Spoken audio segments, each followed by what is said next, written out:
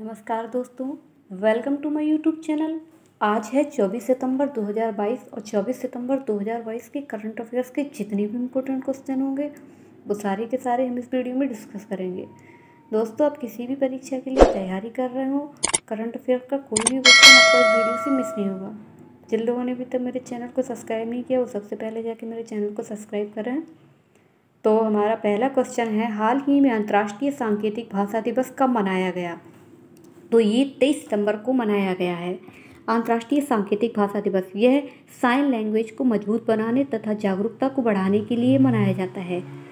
दोस्तों, विश्व में ऐसे अनेकों लोग होते हैं जो बोल नहीं पाते तथा सुन नहीं पाते हैं, तो वो अपने हाथों और फेस के एक्सप्रेशन से अपनी बातों को एक दूसरे तक पहुंचाते हैं। तो इसलिए यह दिवस अंतर्राष्ट्रीय सांकेतिक भाषा दिवस मनाया जाता है। अब बात दिन की आती है तो हम यहाँ पे 22 सितंबर के बारे में जानेंगे। तो 22 सितंबर को विश्व राइनो दिवस मनाया जाता है। मैंने कल आपको बताया था कि विश्व राइनो दिवस मनाया जाता है या गैंडा संरक्षण के लिए मनाया जाता है। इस बार की इसकी थीम थी 5 species for ever. 5 species for ever.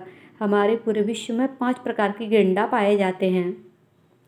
Next question है आपके सामने, कुछ महत्वपूर्ण फैक्ट बताएंगे आपको। विश्व बाघ दिवस कब मनाया जाता है? तो 29 जुलाई को।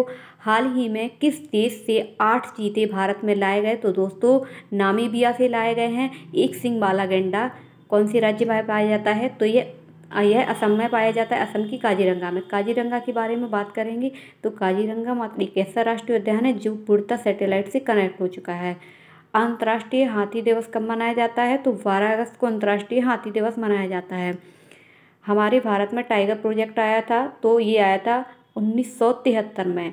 और हाथी प्रोजेक्ट आया था, ये आया था कब आया था? ये आया था 1992 में।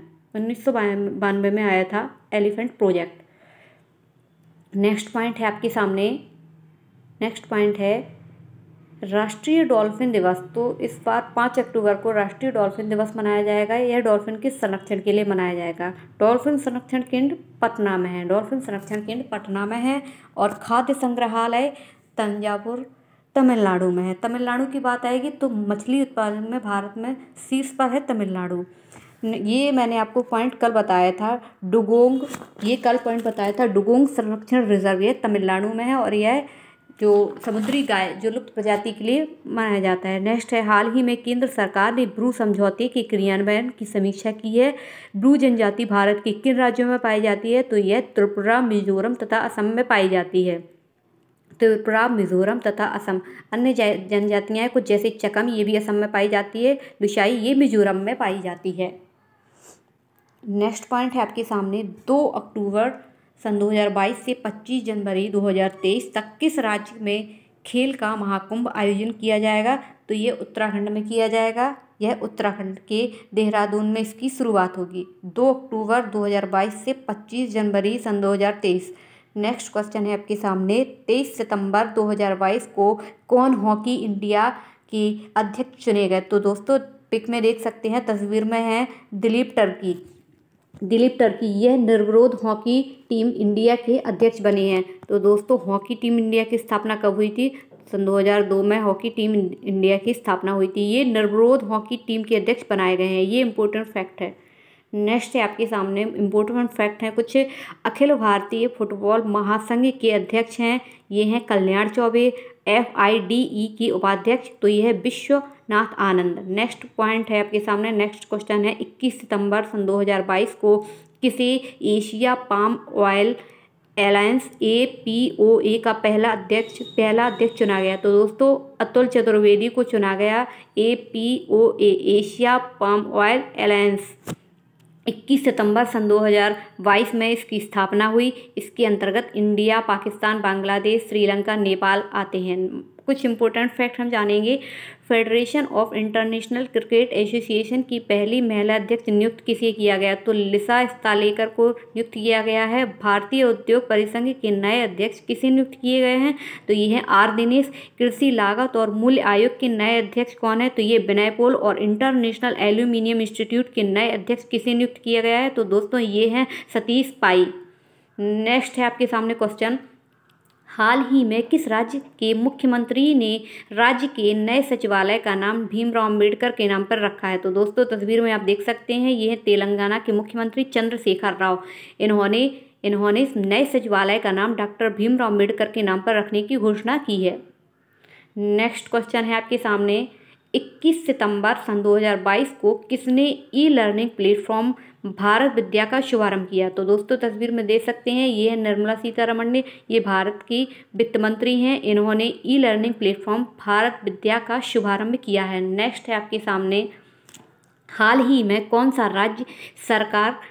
सी राज्य सरकार नवजात बच्चों की मौत को रोकने के लिए पोर्टेबल उपकरण सांस SAANS का उपयोग करेगी? दोस्तों जो नवजात शिशु होते हैं उनको सांस लेने में दिक्कत होती है, तो हॉस्पिटल में उनके लिए ऑक्सीजन की व्यवस्था की जा सकती है, लेकिन हॉस्पिटल से बाहर उनको एक स्थान से दूसरे स्थान पर जाने के लिए सरकार ने एक उपकरण लॉन्च किया, असम सरकार ने। नेक्स्ट क्वेश्चन है, हाल ही में काफ़ी चर्चा में रहा मून लाइटिंग किस क्षेत्र से संबंधित है? दोस्तों मून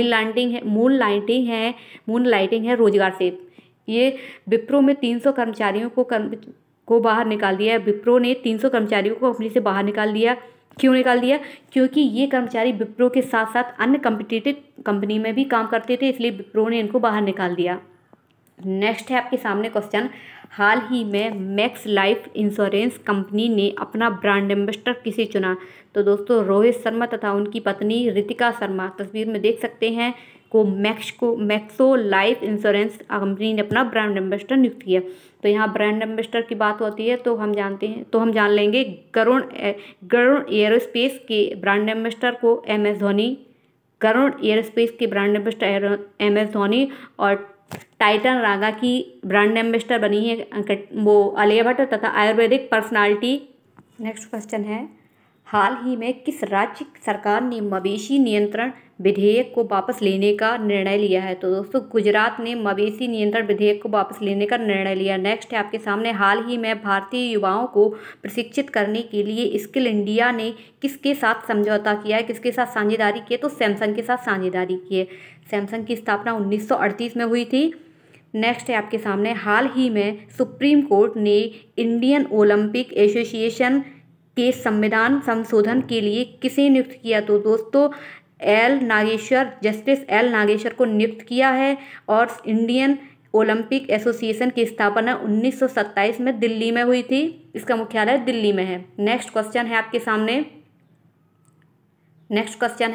हाल ही में वर्ष 2023 के ब्रिक्स शिखर सम्मेलन की अध्यक्षता कौन करेगा? तो दोस्तों दक्षिण अफ्रीका इसकी अध्यक्षता करेगा। चित्र में आप देख सकते हैं, ये दक्षिण अफ्रीका की 3 कैपिटल हैं, और प्रेजेंट टाइम पे दक्षिण अफ्रीका के प्रेसिडेंट है सिरिल रामाफोसा। ये प्रेजेंट टाइम पे इसके प्रेसिडेंट हैं। नेक्स्ट है आपके सामने, हाल ही में केंद्र सरकार ने किसे राष्ट्रीय सुशासन केंद्र के महानिदेशक के रूप में नामित किया है? तो दोस्तों भारत लाल को नामित किया है। नेक्स्ट है आपके सामने, हाल ही में विश्व बैंक ने किस राज्य में स्वास्थ्य सेवाओं को बढ़ाने के लिए 350 मिलियन $US के ऋण को मंजूरी दी है? तो गुजरात के लिए। नेक्स्ट है, राष्ट्रीय राजधानी परिक्षेत्र मतलब NCR के तर्ज पर बृहद वाराणसी बनाया जाएगा।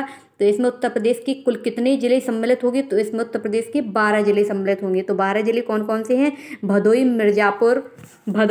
मिर्जापुर, ये सारे इसके जिले हैं। चित्र में आप देख सकते हैं, भदोई, मिर्जापुर, सोनभद्र, चंदौली, आजमगढ़, मऊ, प्रयागराज, गाजीपुर, बलिया, यूपी का सबसे पूर्वी जिला, प्रतापगढ़, जौनपुर तथा अलीगढ़ भी इसमें सम्मिलित किया गया है। ये 12 जिले हैं जिनको सम्मिलित किया गया है। नेक्स्ट क्वेश्चन है आपके सामने, हाल ही में भारत और किस देश के कोस्ट गार्ड ने चेन्नई तट पर संयुक्त अभ्यास किया है? तो दोस्तों भारत और अमेरिका ने चेन्नई तट पर संयुक्त अभ्यास किया है। भारत और अमेरिका के बीच में कोप इंडिया, टाइगर ट्रम्प, वज्र प्रहार युद्ध अभ्यास, ये सारे युद्धाभ्यास किए जाते हैं। और वज्र प्रहार अभी हाल ही में हिमाचल के बकलोह में हुआ है।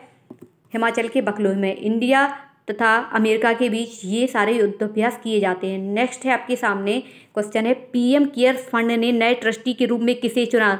तो PM केयर फंड ये आया था कोविड-19 के समय में।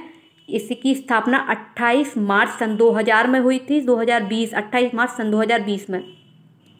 नेक्स्ट है आपके सामने, ये इंपॉर्टेंट फैक्ट है आपके सामने, जो हमारे राष्ट्रपति हैं इस वक्त द्रौपदी मुर्मू जी, तथा ये नीदरलैंड की राष्ट्रपति से मिली, नीदरलैंड की राष्ट्र महारानी से मिली हैं। Thank you friends for watching my video.